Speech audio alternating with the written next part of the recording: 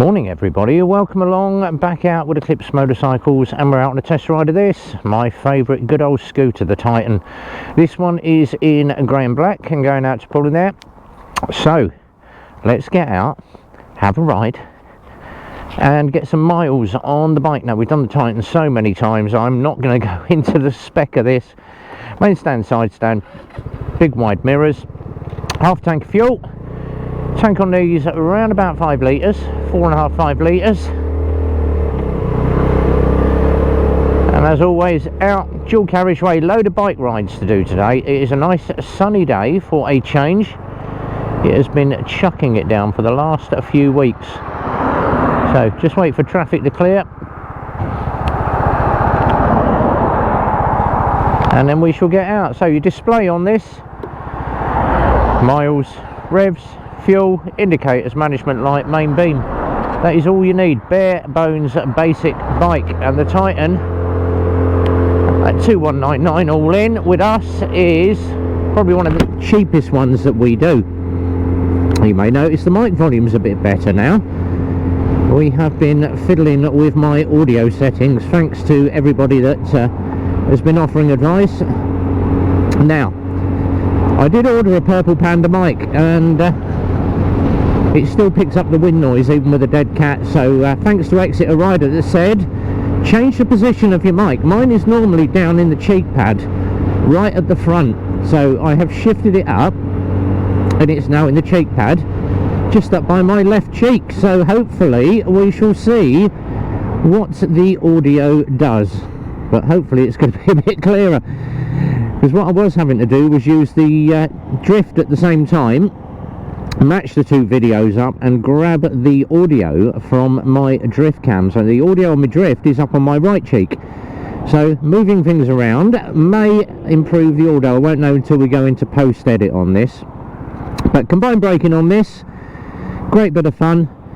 We're going to rack up some miles. I'll probably put some music in the background and do the obligatory little bit of ride music in high speed up and down the A5, get rid of the boring stuff, and then we'll get into the good stuff. But we had a nice little Sunday out this Sunday, me and Peaky out having a ride, and we went out to Caffeine and Machine. If you haven't seen the review, don't go to Caffeine and Machine, I would not bother. We turned up, and obviously the girl there was oh, who are you? Rev and Peaky. Yeah, we'd phoned in advance. Oh yes, park over there by the lorry. Off you go. And we parked up. I TikToked it, and off the back of the TikTok and the YouTube shorts, we had 10 bikers turn up after we had left, and they tried charging them a £5 to park up. Not good, Caffeine and Machine. Hence the Google review and the TripAdvisor review. And we also sat in the restaurant, £9.60 for a burger and a coffee, which isn't bad, but if you compare it to Super Sausage, more expensive than Super Sausage, more expensive than other bike cafes that me and Peaky have been to. And off the back of that, we sat there and we'd ordered coffee, and I'd ordered a latte, Peaky had ordered a latte and a fresh orange juice. Dropped the burgers off. Where's the coffees, mate? Well, there's no order for coffee. Yes, there is. We ordered coffees at the same time we ordered the rolls, mate. Where's the coffees? Guy come back, team leader, I'm so sorry. Oh, 20-minute wait for coffee. Well, you've only got to press the button on the machine. Yeah, but we've got 2 people serving. There's a massive queue for coffee. You're going to have to wait. We did eventually get our coffee after the burgers had finished, so poor performance from them. And car park was alright, bit gravelly, not really biker orientated. I think they are more into the posh Ferrari and Lamborghini and petrol head owners that want to come in and show their bikes off. Bit of a, so not really a biker cafe. But off the back of that and a lot of suggestions, and I've got to put this to Peaky, where we're obviously, me and him are going out and doing a different bike cafe each weekend. So someone obviously said, oh, TMF, yeah, we're not going to talk about TMF. TMF does scram, what was it, Tea and Scram with him and Jan or something, and I'm like, alright, someone suggested, why don't you do something different, do the bike cafe thing? And I said, yeah, alright. and send your suggestions in what it should be called. Now, we had a very, very good suggestion, and they said, why don't you call it Food and Bev with Peaky and Rev? And I'm like, oh, food and beverages, yes. Because sometimes me and him do have a pint, sometimes it's coffee. So I think me and Peaky, after a bit of obviously backing and throwing, or toing and throwing, might decide to call it Food and Bev with Peaky and Rev. So keep an eye out for that. And then obviously we've done 3 so far. We did the Raven Cafe, we did the Longitch Diner, and we've obviously now done Caffeine and Machine. So we're going to look to do a few more bike cafes, go a little bit further afield, and possibly meet up in the Lake District with Carl Dutz and go and do some Lake District cafes. Now, we have been invited to Lumi's, and that is down south somewhere, Lumi's Cafe. So we're already getting invites from bike cafes saying, do you want to come and obviously review our cafe? And I did say to them, obviously, if we do come and do a review, just be prepared for us to no holds barred and pull no punches. We will say it as we see it. So we will obviously check the food out, we will check out the prices, but not only that, check out what the parking's like, check out what the other bikers think of the cafes. So that is something that may be coming up in the not too distant future. Now, obviously, Peaky still does his midweek mumble every now and then when he gets the time. He's a busy man. But Peaky does join me on my show with the Rev and Peaky show on a Friday night now. So Friday night live, Rev and Peaky. And if you do want to come in on the Friday night live, then jump in. I'm normally home by 8 o'clock on a Friday. So a couple of weeks we have run a little bit late, where I've been absolutely manic at the garage, and sometimes we do sign on 8:39. But keep an eye on that. The StreamYard link for Friday Night Live with Rev and Peaky. And if you haven't seen, obviously Peaky's done his Caffeine and Machine run. Go and watch that, it's very interesting. Mine is slightly different, and there's a lot of nattering. You can hear the obviously my cardo as we chat to each other. But I do enjoy, obviously I like going to Super Sausage, it's just down the road, but once you get down there, it's just have some food, chat to other people, and then go off and do your own thing. I tend to solo ride. I like riding on my own at the moment. I just like a little bit of space where I'm not got to keep up with anybody. They've not got to keep up with me. But when I do get out with Peaky, I am buzzing for absolutely days. And I do like getting out with him. He knows my riding style, I know his. And me and him there is just something about it. Me and him gel very, very well. And we get on like a house on fire as well, so it's great. Now obviously, his boy Nico, and yeah, go on, you can jump up the inside of me. The Mercedes owners, wrong lane again. So he knows me, I know him. We get out, we gel very, very well. We natter all the time on the phone. He's always WhatsApping me. This is how you fix your wind issues on your bike. Yeah, hopefully we're going to try moving this mic to different places and see how we get on. It may work, it may not. But I won't know obviously until we obviously do the audio quality post-edit, what it's sounding like. Am I getting too much wind noise? Can people hear me? This LS2 helmet obviously is very, very loud. I have got a neck roll on today, which comes up around the bottom of my crash helmet, so that may kill a bit of the wind noise. I don't know yet, but I am just trying different things just to obviously see what we can cut down on so people can hear the audio a little bit better. And I've obviously dropped the dB on the road mics, and hopefully in the next couple of rides we're going to get the 360 out. Yes, I have a 360 courtesy of my mate Peeps. He sold me his, got a memory card for it. It's got 2 extra batteries, so it's just obviously finding where I can mount my 360 on certain bikes. But I've just bought the extra GoPro kit, so we can get a little aluminium cage, put a cage around it, mount it and stick it on certain bikes, so we can get some 360 footage, different angles, rather than me just looking at a clocks and going down the dual carriageway. So that is all to come. Now obviously Peaky's dog Nico, he is free. Oh bless him. And he's a big old bruiser snory dog for 3 years old. Lovely dog though.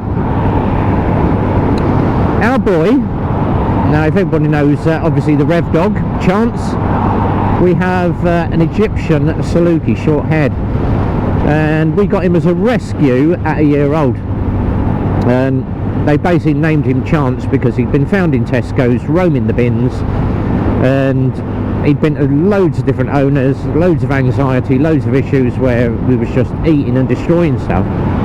We took him on. It took us 6 months and about £400 worth of curtain. He did like to eat curtains and nets, but 400 quid's worth of nets, he calmed himself down, and he's been a great boy for the last 10-11 years. Excuse me. Last 6 months though, we've noticed a change in him. He doesn't wag his tail as much, very lethargic, doesn't like to run around the field like he used to, chasing the ball, chasing rabbits and cats and God knows what.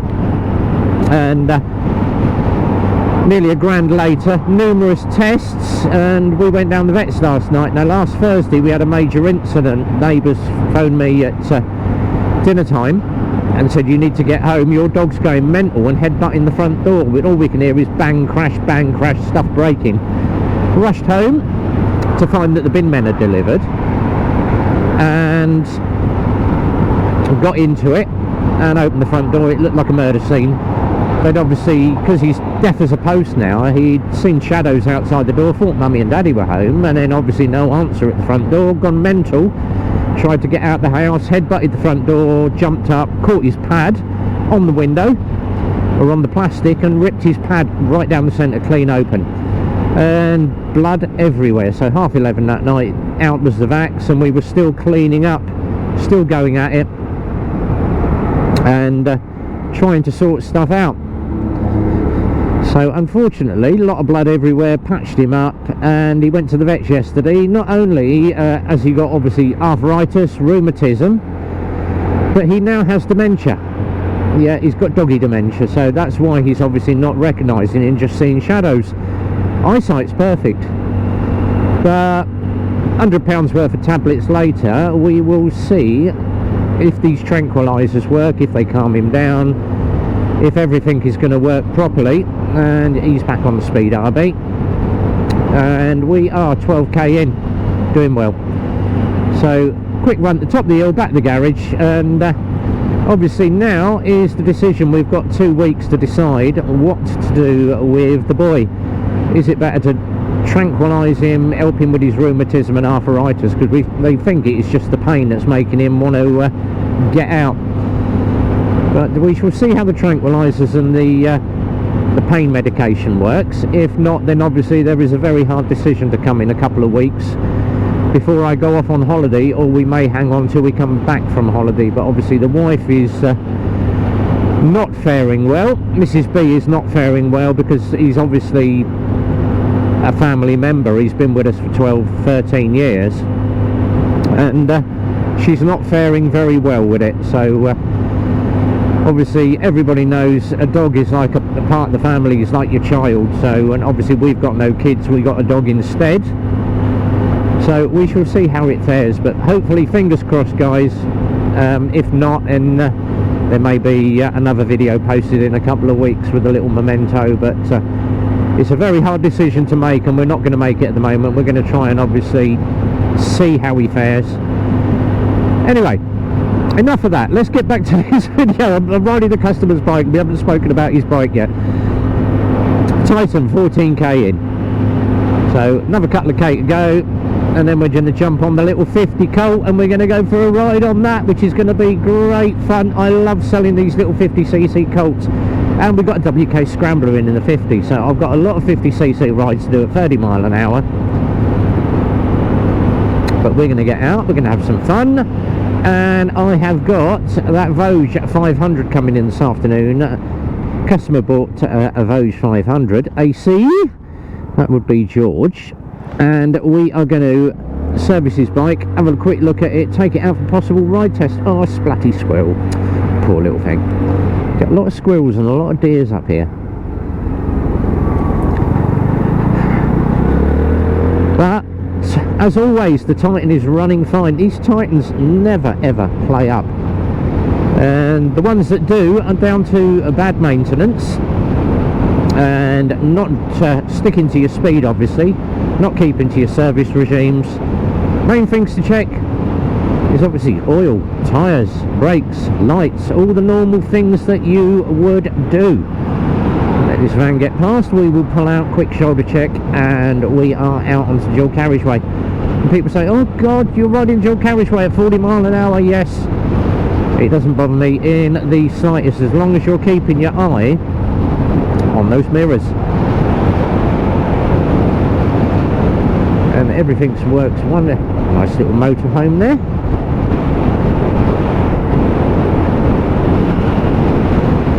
But it's great to be out in the sun. Just look at all this, all the trees of Milton Keynes, the city of trees. Love it. Absolutely love it. Puddling along 40 mile an hour, unlike we do on the GTR at 3 figures. So what's coming up this week? Well, apart from loads and loads of ride tests where we're getting out and riding customers' bikes, I've got 6 bikes going out this week. And we've had the V-Rod in. Moss brought his V-Rod down yesterday for a service. Now, that was interesting. Harley V-Rod in for a service, so filters down the front, nice easy, 174 filter. And right behind the radiator, so you can get in there with your cups and your flexible socket. Drop the oil, change the oil. And obviously into the top, false tank on it, air box out, air filter out, take the trumpets out the way, move the coolant bottle, and you've got coil over spark plugs on those. Good old-fashioned champions in those, didn't need changing, so we left those. It's only done 3,000 miles, but obviously I do like to check my spec before I go and whack oil on the bike. So obviously checked out the Harley, went into my technical spec and had a quick look at it, and it said 1040. Brilliant, MA1 1040. Let me just go across, and I obviously cross-referenced on the Harley-Davidson website 2050. This is weird. 1040 recommended, 1050, you've just jumped lanes, and obviously 1040 or 2050. So quick call to my guys down at Harley-Davidson in Watford, and they're very, very good, know me very well, because obviously I've been asking them loads of questions about this street bob that I'm getting. No mate, it's 2050. Oh, my spec says 1040. No, we'll send you the spec up on a WhatsApp. Have you got your, you've still got your phone on you? Yeah. And he texted me the spec up, MA1 2050. Did I have any in my cupboard? Yes, I've got 2 litres. This thing takes 4.5. Quick order to my bike company, and 7:30 this morning the oil turned up, 2050 in the bike. Yeah, 4.5 litres of 2050 in a Harley in the V-Rods. But thanks to the guys down at Harley-Davidson, yeah, whacking the technical spec over to me. So if you don't know your oil and you don't know what quantity, speak to the people that make the bike. They know it better than anybody. Don't go by what your technical guide tells you, because it can be wrong.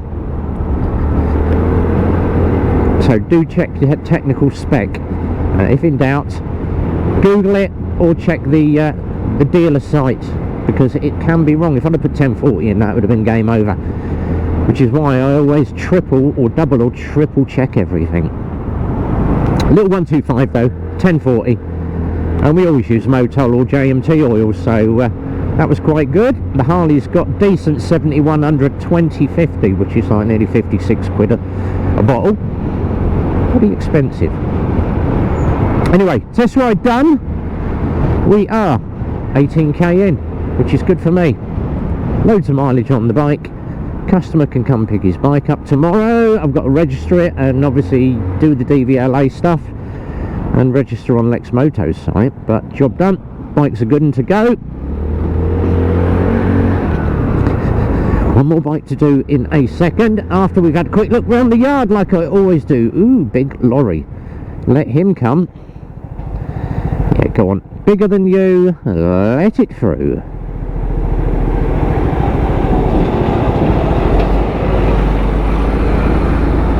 And do not get squished by the trailer, RB. No. Right turn here, Clyde. Here we go. So there's all the bikes on the yard. Ford to test ride at the front. Harley is buried down there, V-Rod, along with RB's bike. Right, we are done. So whatever you're doing, have yourself a good one. Be well, ride safe, and we'll catch you on the next one. Till then, it's a big goodbye from me.